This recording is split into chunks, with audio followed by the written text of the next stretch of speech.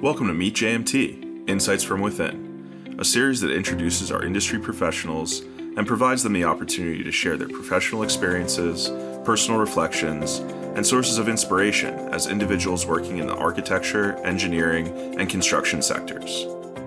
Hi, everyone, and welcome back to another Meet JMT podcast. My name is Jennifer, and I'm your host and digital marketing manager here at JMT. Today, we have Kurt Goddard joining us. He is our newly appointed Rail and Transit Practice Leader based in the Hunt Valley, Maryland region. Kurt, thank you so much for joining us today.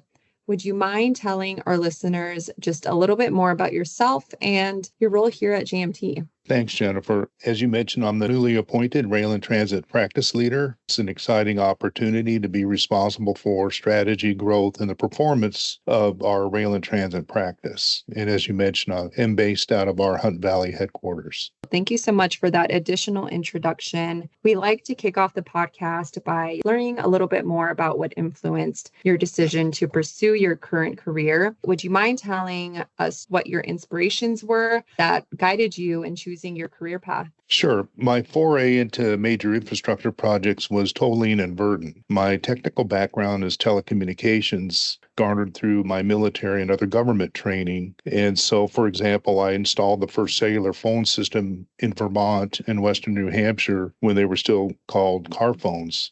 So dating myself a little bit there. I worked on the Big Dig in Boston, East Side Access in New York. So over the years, I've become interested in major projects and how they impact people and their lives. I like to say this profession chose me, not the other way around. Well, I think it's great that your technical background naturally led you to work on those projects. Moving into your career today, can you tell us about a significant project you've worked on and how that may have impacted you, JMT, or even the AEC or technology industries? So I started due to my telecoms background working in the ITS market, Intelligent Transportation Systems, and was on a seminal project led by Federal Highway Administration Turner Fairbanks Highway Research Center to prove the potential of fully automated highways for both cars and buses. It was a cooperative agreement, about $212 million in federal monies and another $30 million in private monies. So it was basically a P3 between the team of General Motors and Bechtel. I was at Bechtel at the time, and the client, Turner Fairbanks. We ran fully automated cars and buses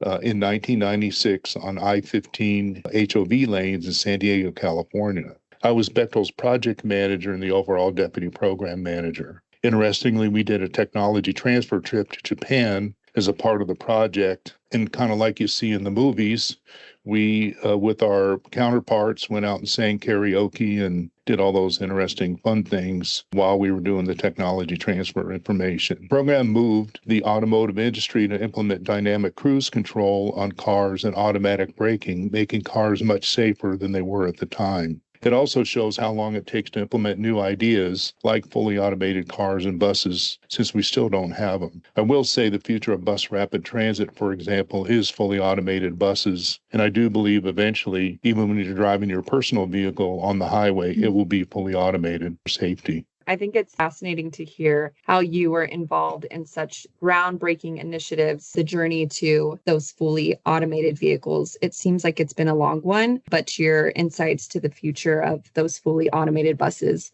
is really exciting. Outside of your career, what are some of your current hobbies or interests? So we all need to have some separate interests from work.